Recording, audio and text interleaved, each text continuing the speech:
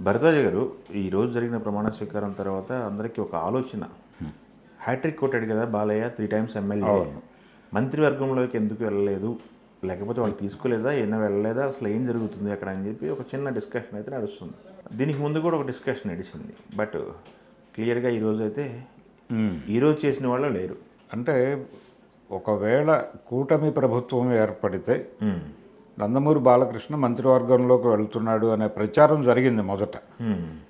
బయట చర్చలు జరిగినాయి కానీ తను ఎక్కడ ఆ తరహా ఇంప్రెషన్ ఇచ్చే ప్రయత్నం ఎక్కడా చేయలే. అవును.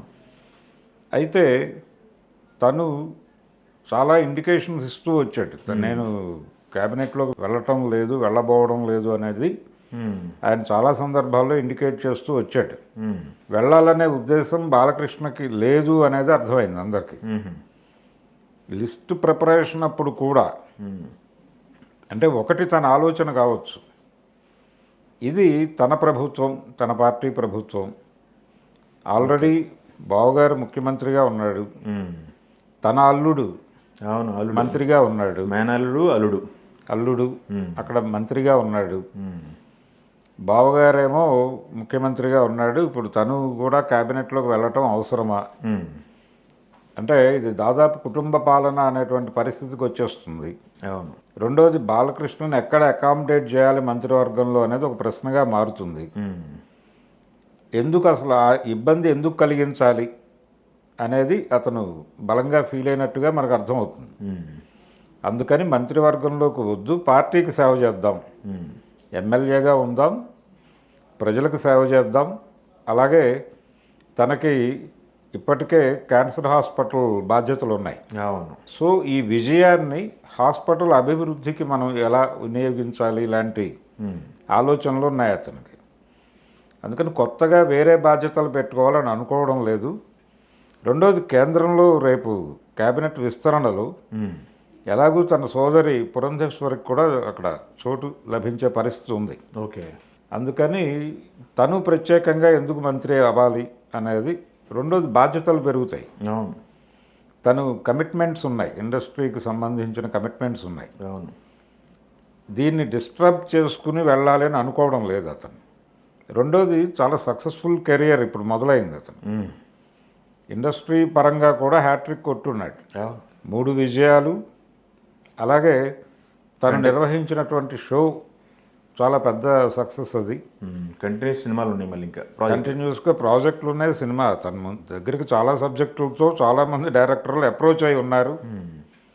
ఈ హడావిడిలో వారసుని తీసుకురావాలి, మళ్ళీ వారసుడిని తీసుకొస్తాడా లేదా అనేది ఒక చర్చ చాలా కాలంగా జరుగుతోంది. లేదు, ఎంట్రీ ఉంటుందని చెప్పారుగా, మోక్ష ఎంట్రీ కోసం చేసి వస్తున్నారని. మొన్న టైమ్స్ ఆఫ్ గోదావరి ఫంక్షన్లో కూడా మాట్లాడాడు కదా. ఇంతకు ముందు కూడా అన్నాడు 2-3 సార్లు. అవును. కానీ అది ఎందుకో డ్రాగ్ అవుతోంది, చూడాలి.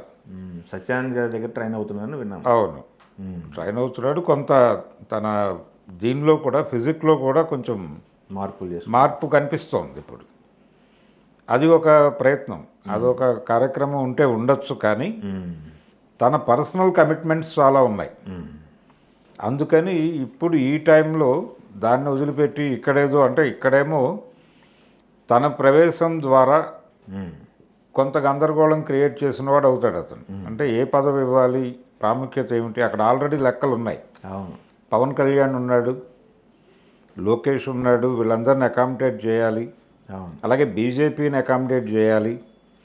ఈ ఈక్వేషన్స్, ఈ రాజకీయపరమైనటువంటి లెక్కలు, ఈ వ్యవహారంలోకి తను వెళ్ళి అవును ఎందుకు లేనిపోని ఇబ్బందులు కలిగించాలి ముఖ్యమంత్రికి అనేది ప్రధానంగా తన ఆలోచన. చంద్రబాబు అరెస్ట్ అయినప్పుడు కూడా తను ఎంతవరకో అంతవరకే ఉన్నాడు అక్కడ.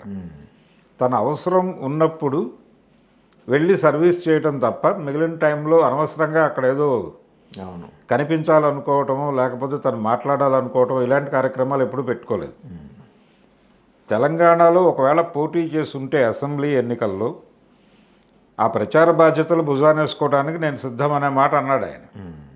అది కూడా పార్టీ ఆదేశిస్తేనే అనేది ప్రతిసారి చెప్తూ వస్తున్నాడు. అందుకని ఒక క్రమశిక్షణతో ఉన్నటువంటి ఒక కార్యకర్తగా మాత్రమే ఉన్నాడు ఆయన. అధికారం కొత్త కాదు కదా, అధికారం తనకి కొత్త కాదు, పార్టీకి కొత్త కాదు.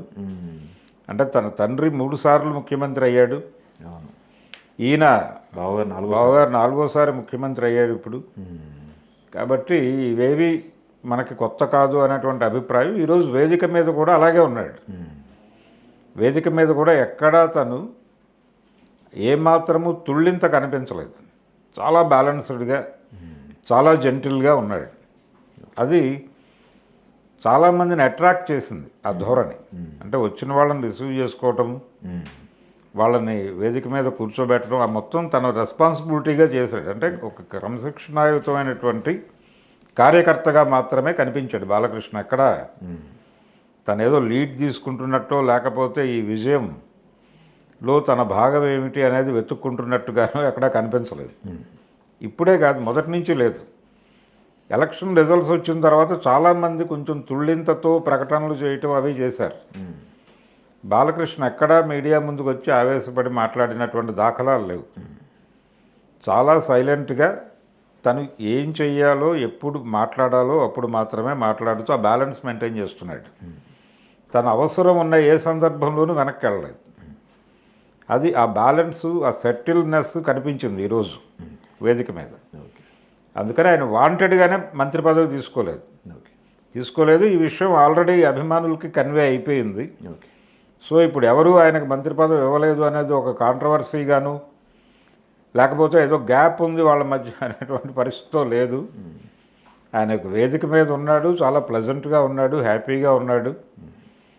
తను స్వచ్ఛందంగా వద్దనుకున్నాడు. తనకున్నటువంటి ఇతర బాధ్యతల రీత్యా అంతవరకే చూడాలి. అది ఆల్రెడీ చెప్పేశాడు ఆయన. ఇంకా దాని మీద చర్చించటం అనవసరం.